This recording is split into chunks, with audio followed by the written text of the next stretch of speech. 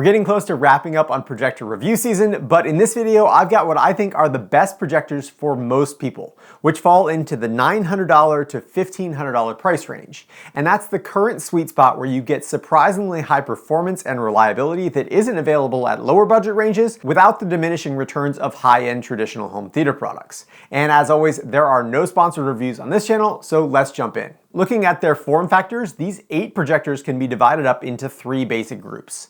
First are the smaller projectors that have built-in aiming solutions that would fit well on a bedside table, which are the $899 JMGO N1S 4K, which is a triple laser DLP projector with an advertised brightness of 1100 lumens. Then we've got the $949 Epson Light Studio Flex Plus, which is a single laser 3 LCD projector with 1000 lumens of advertised brightness. And last, we've got the $1,291 Hisense M2 Pro, which is a triple laser DLP like the JMGO, but it adds optical zoom and 200 extra lumens with an advertised brightness of 1300 lumens. Then you've got the living room projectors, which are your larger projectors with built-in gimbal stands that are much brighter, starting with the $999 Dangbei D-Box 02 that has an advertised brightness of 2000 lumens using its dual laser light source. And you've also got the $1,399 XGIMI Horizon 20, which is a triple laser projector that not only has the highest advertised brightness by a significant margin at 3200 lumens, but it also has optical zoom and vertical and horizontal lens shift, which are absolutely unheard of at this price range. And last, you got the projectors that are best on a ceiling mount or with a tripod stand, which are the $999 BenQ GP520, which has a 4 LED light source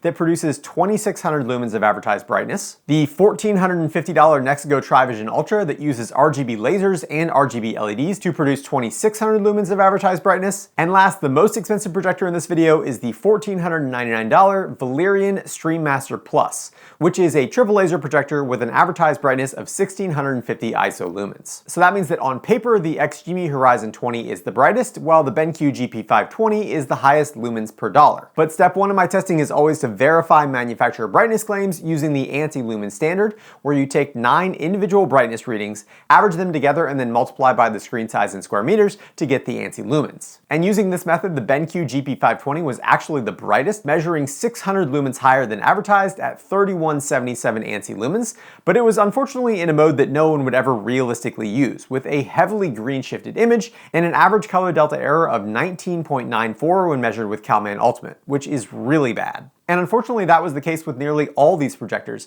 and only the Epson was able to achieve its maximum brightness of 999 lumens in a mode that you could actually use. So instead, looking at their usable brightness, which I define as their brightest mode that has a color error under 10 and fans running at normal speeds, the Nexigo Trivision Ultra was the brightest at 2380 lumens in Vision Bright mode, which does use a cooler color temperature, and the XGIMI Horizon 20 was just 7 measured lumens less than that at 2373 ANSI lumens in Movie mode with luminance boost on, which does have a more traditional, warmer color temperature and a lower color error. I also used a similar method to measure the native contrast, taking a center point brightness measurement on an all-white screen with a moving 50% gray box, and then I compared it to the brightness of an all-black screen with that same 50% moving gray box. And using this method, the JMGO N1S 4K had the highest native contrast at 1767 to 1, followed closely by the much brighter Nexigo Trivision Ultra, and then the Hisense M2 Pro had a contrast of 1685 to 1 when it was placed as far away from the screen as possible using optical zoom,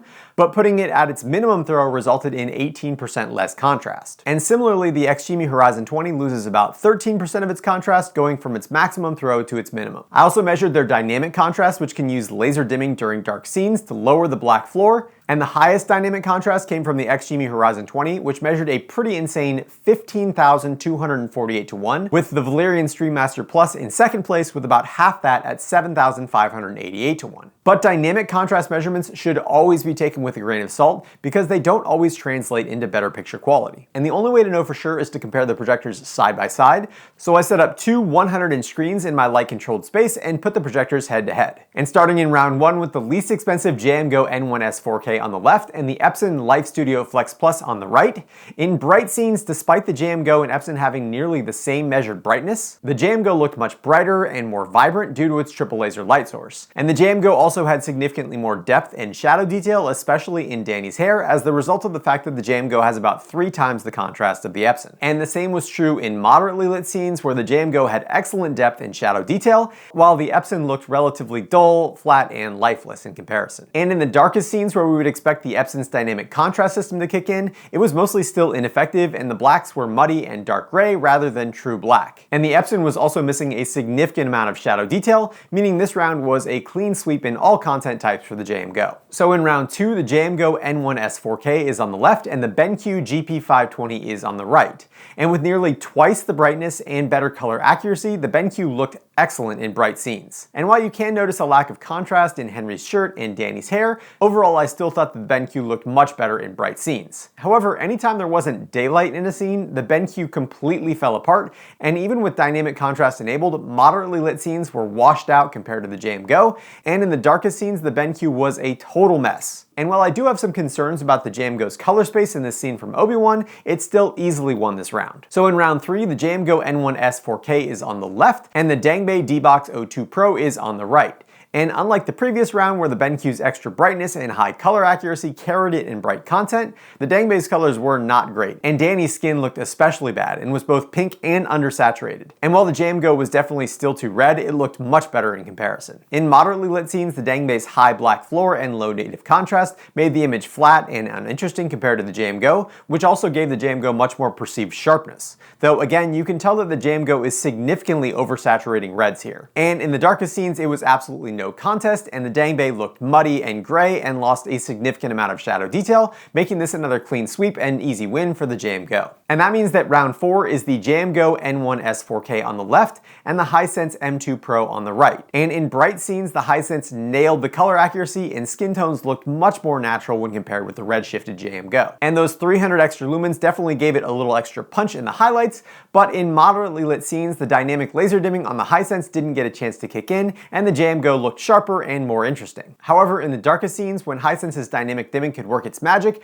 it managed to not only have a lower black floor than the JM Go, but also kept more shadow detail intact. However, the main reason that the Hisense is going to win this round is that while the JM Go's colors, especially red, looked more interesting and vibrant, they weren't correct. And this is because the JM Go is using its native color space instead of the correct color space for the content. And while the Hisense does have picture options to change it from the correct color space to an incorrect one, the JM Go doesn't have any options to make it correct. So the Hisense easily takes this round. And that means that in round 5, we've got the XGIMI Horizon 20 on the left and the Hisense M2 Pro on the right. And the XGIMI is more than twice as bright as the Hisense, and in the brightest scenes, the XGIMI was nearly perfect, with vibrant, accurate colors and enough contrast to show shadow detail in dark areas like Henry's shirt pocket and the small strands of Danny's hair. And in moderately lit content, the XGIMI's black floor was definitely higher, but the increased brightness of the highlights and the overall high intrascene contrast gave the image much more depth and detail. Unfortunately though, the dynamic contrast system on the XGIMI still isn't fixed, and their dynamic black level enhancement setting turns the entire image purple anytime the lasers get dimmed. However, because the overall brightness of the Horizon 20 is less than the Horizon 20 Max, the black floor without DBLE on isn't unbearably high. And while I absolutely preferred the Hisense in the darkest scenes, I thought the XGIMI Horizon 20 was still tolerable in those scenes and was the clear winner in bright and moderately lit scenes, so the XGIMI is going to win this round. So in round 6, the XGIMI Horizon 20 is on the left and the Nexgo Tri-Vision Ultra is on the right. And in the brightest scenes, they were very close, and both had plenty of brightness and excellent color accuracy, but the scene adaptive contrast system on the Nexgo was creating harsher shadows on Danny's face than I would prefer. And in moderately lit scenes, the Nexgo was significantly raising the gamma, which can be nice for watching in imperfect environments, but was too bright for a dark room. And even though the Nexgo had better contrast and similar brightness on paper, the actual intrascene contrast on the XGIMI seemed much higher, with brighter highlights and darker shadows, even without the dynamic black level engaged. And in the darkest scenes, neither of the projectors were particularly strong contenders, with high overall brightness and no effective laser dimming, but I thought that the XGIMI was slightly better in those scenes as well, so it moved on again. And that means that in the final round, the XGIMI Horizon 20 was on the left and the Valerian Stream Master Plus was on the right. And starting with the brightest scenes, both projectors looked great. But you can see that the extra brightness of the XGIMI was more eye-catching, giving it a slight edge, and the same was true in moderately lit scenes where the XGIMI's 800 extra lumens made the highlights pop, resulting in a more exciting overall image with more depth. But in dark scenes, it was absolutely no contest, and the Valerian Stream Master Plus has the same magic enhanced black level algorithms of his big brothers, the Vision Master Pro 2 and Vision Master Max. And using that laser dimming algorithm, the Valerian was able to lower its black floor significantly while maintaining color accuracy and preserving highlight brightness. So while the XGIMI is going to take this round with a win in 2 out of the 3 viewing categories, the Valerian's dark scene performance was substantially better. And that makes these the final rankings for viewing experience, with the XGIMI Horizon 20 in first, the Valerian Stream Master Plus in second, the Nextgo Trivision Ultra in third, and the Hisense M2 Pro in fourth. But there is still plenty more to test, starting with input lag for gaming, which is the time in between when you press a button on your controller and when you see that action on the screen.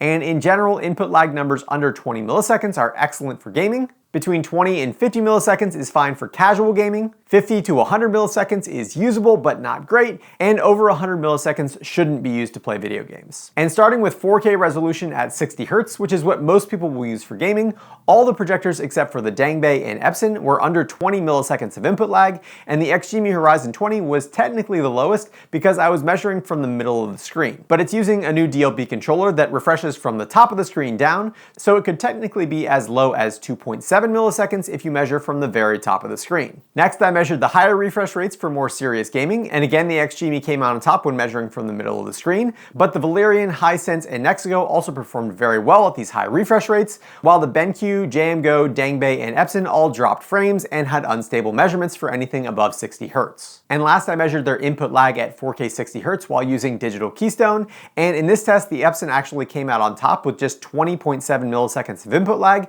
which surprisingly is the same as when you aren't using keystone, but I was surprised to see that all the projectors stayed under 50 milliseconds, which is excellent considering that keystone to input lag numbers were in the hundreds of milliseconds just 2 years ago. Next, it's time to talk about the differences in their lens hardware, starting first with their throw ratios, which is how far away from the screen you'll need to put your projector to get a specific screen size. And all the projectors except for the XGIMI Horizon 20 and Hisense M2 Pro have fixed throw ratios and require between 104 and 110 inches from the front of the projector to the screen to project a 100-inch diagonal screen, while the XGIMI can be placed anywhere from 106 to 129 inches away for a 100-inch screen, and the Hisense M2 Pro can be much closer than that with a minimum throw distance of 90 inches and a maximum throw of 115 inches using its zoom. And as I mentioned earlier in the video, the XGIMI Horizon 20 also includes both horizontal and vertical motorized lens shift, which is unheard of at this price point and allows you to shift the entire image left or right and up or down without compromising image quality and without the need for digital keystone,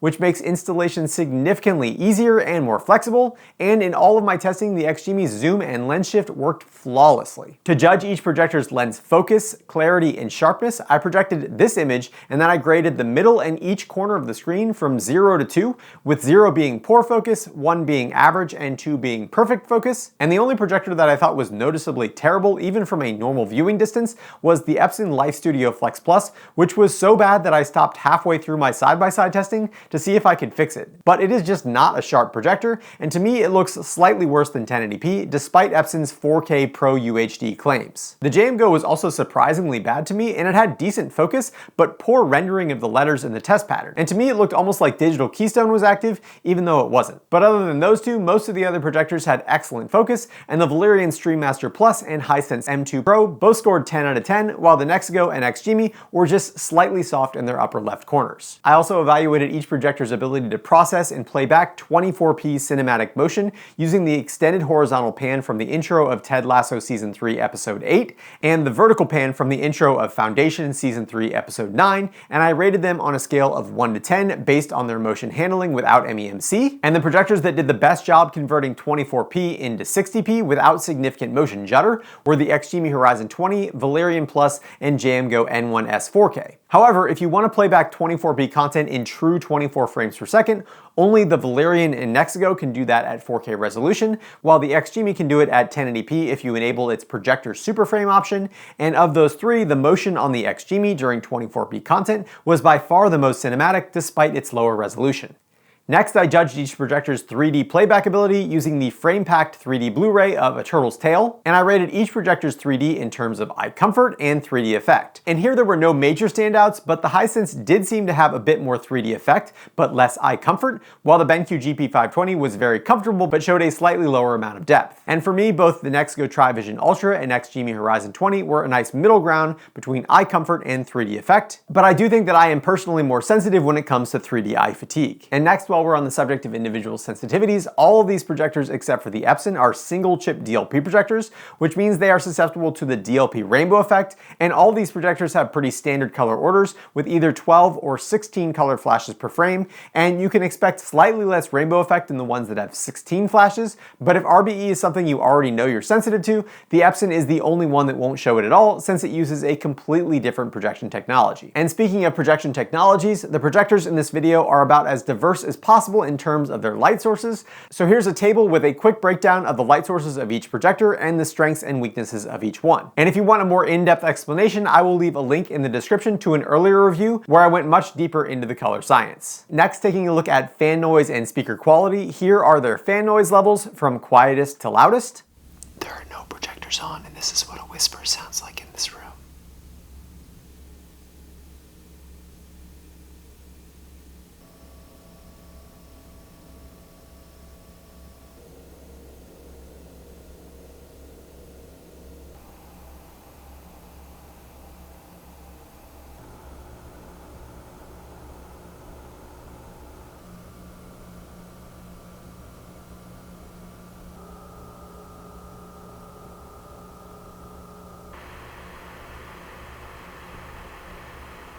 And in terms of speaker quality, when playing a video with surround sound, there was a massive difference in the maximum volume, and the Jamgo and Dangbei were by far the quietest, but still had decent frequency response.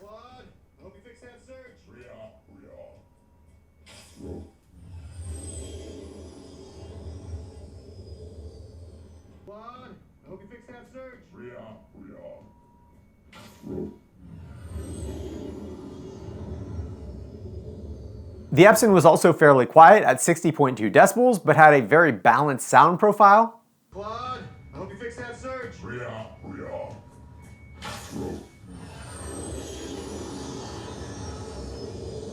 The BenQ, Valerian, Nexgo, and XGIMI all had plenty of volume to fill a room, and the XGIMI also had an excellent bass response from its built-in speakers. Claude, I hope you fix that surge.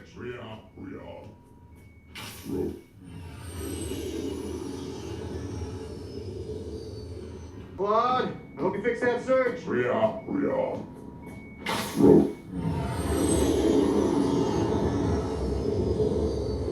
Claude, I hope you fix that surge.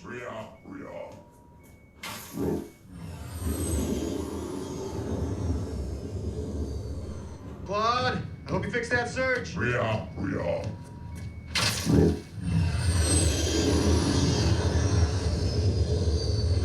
And the Hisense was by far the loudest at 81.6 decibels and had excellent vocal clarity, but it did lack the low-end presence of the XGIMI. Claude, I hope you fix that surge.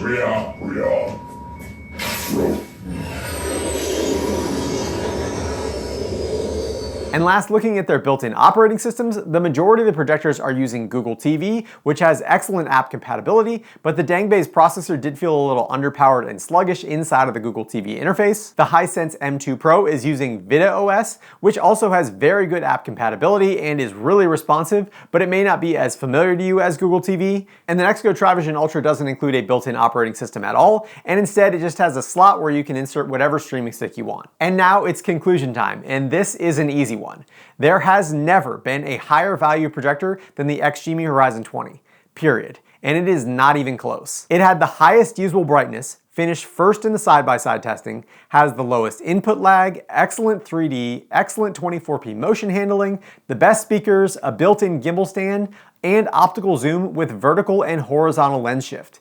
And tallying up all the points, it was in first place by 9 points over the also excellent Valerian Plus. And that includes giving the XGIMI a 1 for dynamic contrast, since its DBLE option is basically unusable at this point, but XGIMI has promised a fix by Thanksgiving that could potentially make the Horizon Horizon 20 substantially better if it could actually utilize that 15,000 to 1 dynamic contrast ratio without color shifts or artifacts. However, as of right now, if you're looking for a projector for a light-controlled theater room and your budget is $1,500 or less, the Valerian Plus delivers the best image in terms of contrast and black level, and while XGIMI's DBLE system has the potential to match Valerian's EBL, there isn't currently any evidence that they'll be able to do that. And EBL is still the best dynamic contrast system on the market by a significant margin. So if you're able to position your projector properly to not need lens shift or zoom, and you'd prefer the extra contrast over extra brightness, then the Valerian Plus is the clear choice. If you're looking for a bedroom projector to sit on a nightstand and project onto the wall or a ceiling, the three obvious contenders are the JMGO N1S 4K,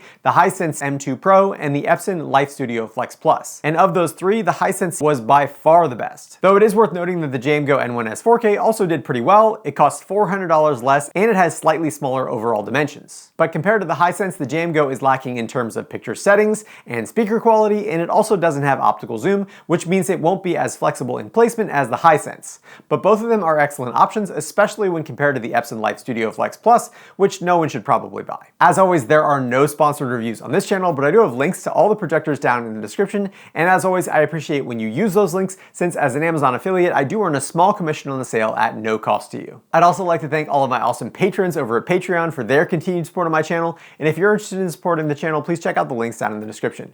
If you enjoyed this video, please consider subscribing, and as always, thanks for watching The Hookup.